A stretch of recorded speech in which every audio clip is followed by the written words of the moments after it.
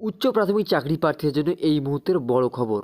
উচ্চ প্রাথমিকের ইন্টারভিউ প্রক্রিয়া সম্পন্ন করার পরেই কমিশনের তরফ থেকে জানিয়ে দেওয়া হয়েছে এই মাসের মধ্যেই চূড়ান্ত মেধা তালিকা নিয়ে কমিশন হাইকোর্টের দ্বারস্থ হবে এবং সেখানে সবুজ সংকেত মিললেই এই মাসের শেষ অথবা ডিসেম্বরের শুরুতেই উচ্চ প্রাথমিকের চূড়ান্ত মেধা তালিকা প্রকাশ করে দেবে স্কুল সার্ভিস কমিশন। এবং কমিশনের তরফ থেকে আরও জানানো হয়েছে উচ্চ প্রাথমিক নিয়োগ নিয়ে তৎপর এখন স্কুল সার্ভিস কমিশন। তো সেক্ষেত্রে চূড়ান্ত মেধা তালিকা প্রকাশ এবং কাউন্সেলিং এবং নিয়োগপত্র প্রদান করতে 1 থেকে 1.5 মাস সময় লাগতে পারে।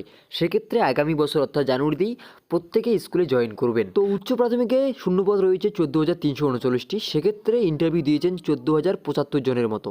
তো এখন প্রশ্ন হচ্ছে তাহলে প্রত্যেকেই নিয়োগ পাওয়ার কথা, কিন্তু এখানে বিষয়ভিত্তিক রেশিও মেনটেন করলে সেখানে দেখা যায় কিছু কিছু সাবজেক্টে প্রত্যেকে নিয়োগ পেলেও কিছু কিছু সাবজেক্টে কিন্তু প্রত্যেকেই নিয়োগ পাচ্ছেন না। তো সেই মতো আমরা দেখে নেব কোন কোন বিষয়ের ক্ষেত্রে প্রত্যেকে চাকরি পেতে চলেছেন এবং কোন কোন বিষয়ের ক্ষেত্রে কিছু সংখ্যক চাকরি প্রার্থী বাদ যেতে পারেন।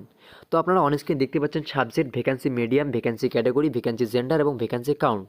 তো এখানে দেখতে পাচ্ছেন Arabic, upper primary level, Bengali, vacancy medium, general প্রার্থী এবং ফিমেল রয়েছে 11। এরকম করে আমরা দেখতে পাচ্ছেন যে বেঙ্গলিতে কিন্তু মোটামুটি একটা শূন্যপদ রয়েছে, সেক্ষেত্রে কিন্তু প্রায় কম বেশি প্রত্যেকেরই চাকরি হয়ে যাওয়ার কথা রয়েছে। এছাড়াও আমরা দেখে নেব বায়োসায়েন্স, এখানে কিন্তু প্রচুর পরিমাণে শূন্যপদ রয়েছে। সেক্ষেত্রে বায়োসায়েন্সের যারা যারা ইন্টারভিউ অংশগ্রহণ করেছেন তারা কিন্তু প্রত্যেকে চাকরি পেতে চলেছেন।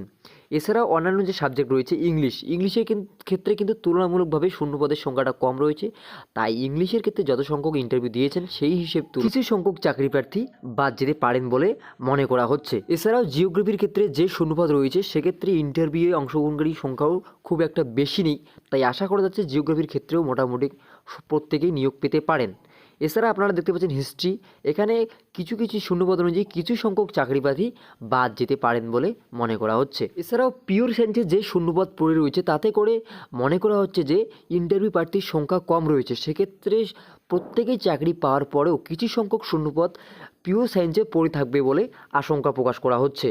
এছাড়াও সংস্কৃতের ক্ষেত্রেও কিছু সংখ্যক চাকরি প্রার্থী বাদ যেতে পারেন বলে মনে করা হচ্ছে। তো আপনারা বুঝতেই পারলেন সাবজেক্ট অনুযায়ী শূন্যপদের লিস্ট আপনাদের দেখানো হলো। এছাড়াও কমিশনের তরফ থেকে কিন্তু খুব দ্রুতই আপনাদের প্যানেল প্রকাশ করতে চলেছে। তো সেক্ষেত্রে অবশ্যই আপনার জন্য বড় সুখবর, দীর্ঘদিন অপেক্ষার পর অবশ্যই আপনারা নিয়োগ পেতে চলেছেন। তো ভিডিওটি ইনফরমেটিভ মনে হলে অবশ্যই লাইক করে দেবেন, শেয়ার করে সবাইকে জানিয়ে দেবেন এবং এই সমস্ত আপডেট পেতে অবশ্যই আমাদের চ্যানেলকে সাবস্ক্রাইব করে জুড়ে থাকবেন। ধন্যবাদ।